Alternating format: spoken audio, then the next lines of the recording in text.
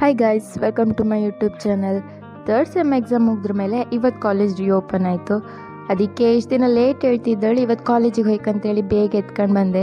ಕಾಲೇಜಿನ ಎಷ್ಟೋ ದಿನ ಆದಮೇಲೆ ಕಾಣ್ತಿದ್ದಂಥೇಳಿ ಒಂದು ಸಲ ಚಂದ ಮಾಡಿ ಕಣ್ಕಂಡೆ.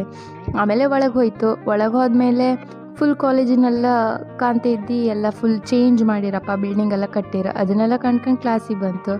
ಆದರೆ ನಮಗೆ ಮೊಬೈಲಾಗೆ ವೀಡಿಯೋ ತೆಗೋಕ್ಕೆ ಅಲೋ ಇಲ್ಲ. 9:30 ಆದ್ಮೇಲೆ ಮೊಬೈಲ್ನ ಡೆಪಾಸಿಟ್ ಮಾಡೋಕ್ಕಿರುತ್ತೆ.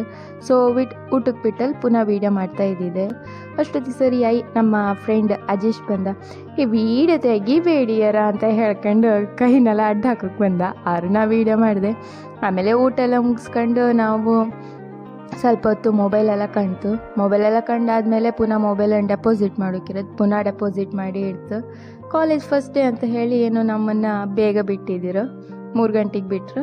ಸೊ ಹೋಗೂರ ಮೆಟ್ಕಲಲ್ಲಿ ಎಳ್ಕೊಂಡು ಹೋಗ್ತಾ ಇದ್ದಿತ್ತು ನಡ್ಕೊ ಹೋದೆಲ್ಲ ಸಮ. ಆಮೇಲೆ ಬಸ್ ಸ್ಟ್ಯಾಂಡಿಗೂ ಹೋಯ್ತು. ಬಸ್ ಸ್ಟ್ಯಾಂಡಿಗೆ ಬಸ್ಸೆಲ್ಲ ಬಂದರೆ ನಾವು ಹೆಂಗಿದ್ರು ಹತ್ತುದಿಲ್ಲ, ಅಂತಕಂದ್ರೆ ನಮ್ಮ ಗೌರ್ಮೆಂಟೇ ಬಸ್ ಬೇಕಲ್ಲ. ಸೊ ವೆಯ್ಟ್ ಮಾಡ್ತಾ ಇದ್ದಿತ್ತು. ಹಿಂಗೆ ಕಾಣ್ತಿದ್ದು ನಮ್ಮ ಅಜೇಶ್ ಅಣ್ಣ ಪಾಪ ಇದು ಯಾವುದು ಬಸ್ ಸ್ಟ್ಯಾಂಡ್ ಬೀಳೋಕ್ಕಾಗಂತ ಹೇಳಿ ಕೈಯೆಲ್ಲ ಒದಿ ಕೊಡ್ಕೊಂಡು ನಿಂತ್ಕೊಂಡಿದ್ದ. ಅವನ ಹಾಗೆ ಕಾಂತ 20ಗೆ ಕರೆಕ್ಟಾಗಿ ಗೌರ್ಮೆಂಟ್ ಬಸ್ಸು ಬಂತು. ನಮಗೆಲ್ಲ ಸೀಟು ಸಿಕ್ತು. ಚಂದ ಮಾಡಿ ಕೂತ್ಕೊಂಡು ಲಾಸ್ಟ್ ಬಸ್ ಸ್ಟ್ಯಾಂಡಿಗೆ ಬಂತ. ಅಲ್ಲಿ ಬಂದರೂ ಕೂಡ ನಮ್ಗೆ ಹೆಂಗಿದ್ರು ಬೇಗ ಬಿಟ್ರ ಮೇಲೆ ಒಂಚೂರು ಹೊಸು ಹತ್ತಲ್ಲ. ಅದಕ್ಕೆ ತಿಂಡಿ ತಿಂಬ ಅಂತ ಹೇಳಿ ಈ ಹೆಣ್ಣಿನ ಕರ್ಕೊಂಡು ಇಲ್ಲ ಒಂಚೂರು ಮಸಾಲೆ ಪೂರಿ ತಿನ್ಕೊಂಡು ಆಮೇಲೆ ಪುನಃ ಬಸ್ ಹತ್ಕೊಂಡು ಮನೆಗೆ ಬಂದಿತ್ತು.